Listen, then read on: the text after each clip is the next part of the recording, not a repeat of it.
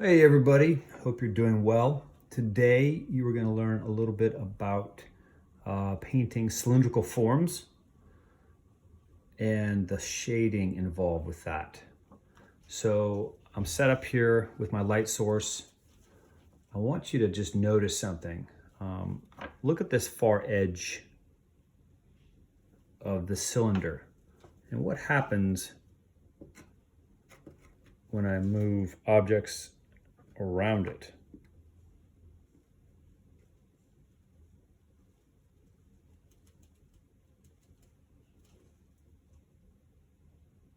So we have something called reflected light. Light is bouncing off of something onto the back of something else.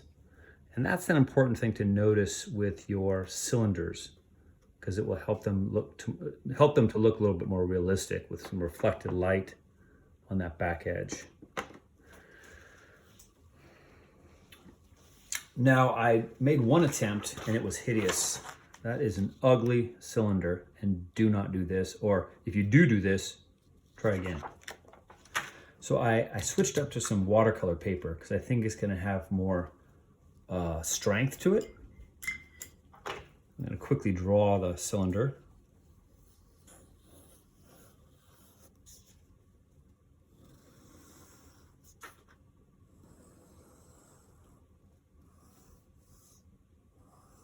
Remembering that the top and bottom curves need to be parallel.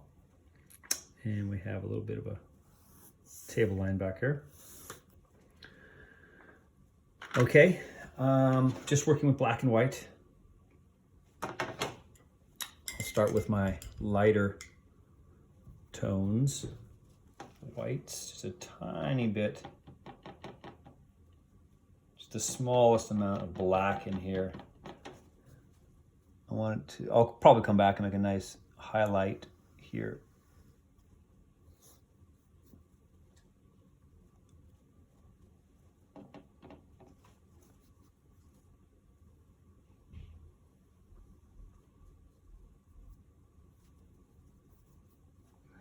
Part of the reason why I'm starting with the white is just to get a little bit of liquid base on the paper so I'm able to blend, right? I have something on there so I can blend with.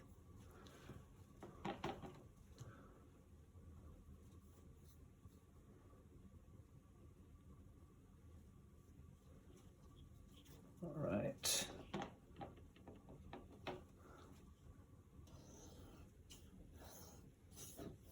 Getting a little gray in the middle area.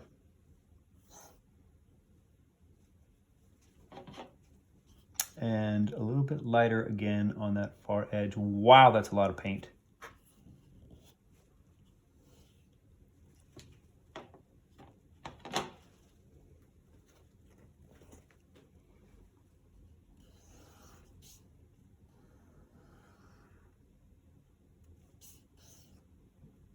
Okay.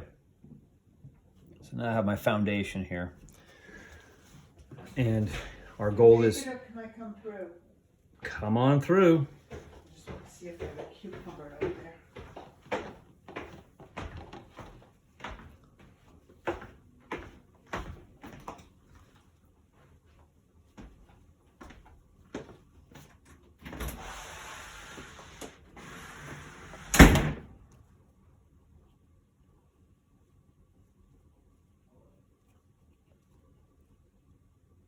The tricks with acrylic paint is that it dries so fast. It really makes it challenging to blend.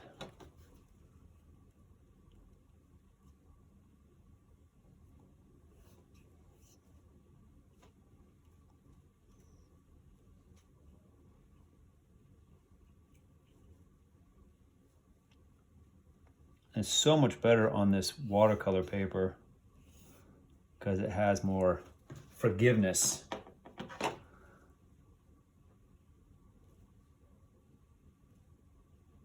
And you just got to keep coming back, right? You come back with a little white, blend it.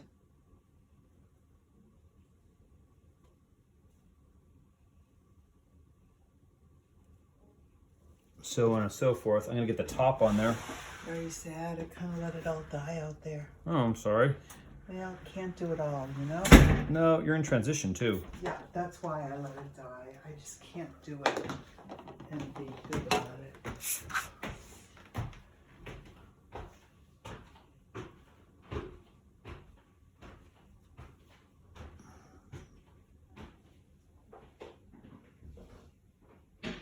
Top there.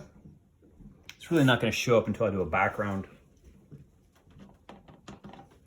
I'm going to come back and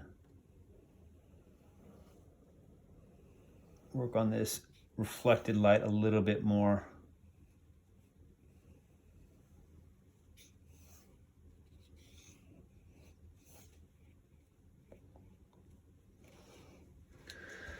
Well, it's better. I'm realizing I'm not so good at this cylinder business with acrylic paint.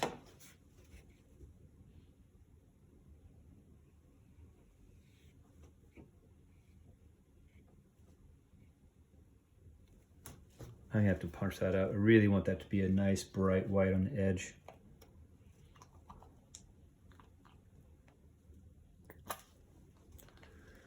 All right. Well, while that's drying, I think I'll go ahead and put the shadow on the ground. I have a second brush to help me with that, smaller brush. Something like, it's funny.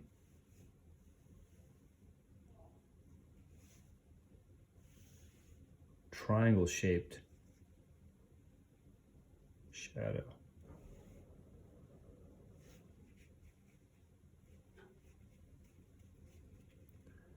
With some secondary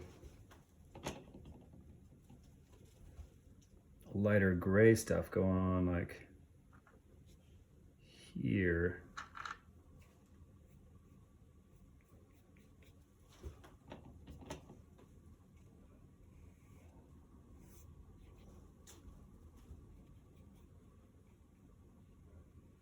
I'm just gonna ignore that, the rectangular prism there.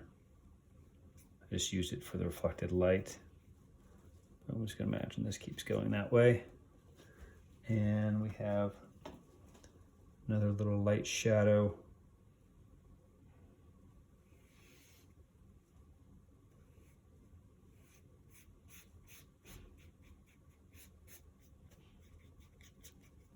Like this.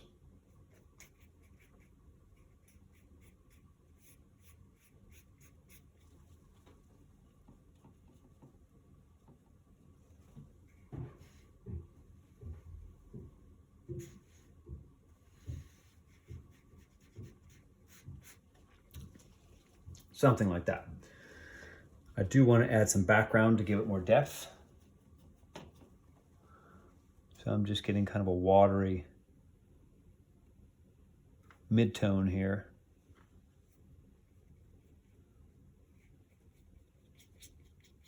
You can just kind of like let that spread out. And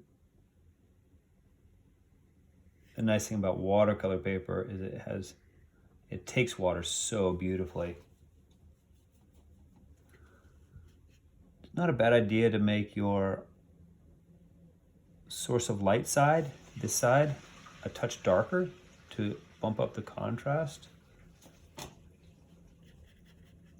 Anytime you have those lights against darks,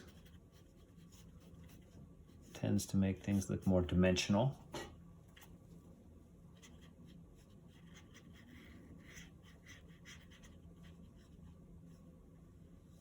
All right, let's see. That's all right, you know? Not bad. That's the theory. See what you can do with your cones and cylinders. And we'll go from there. All the best.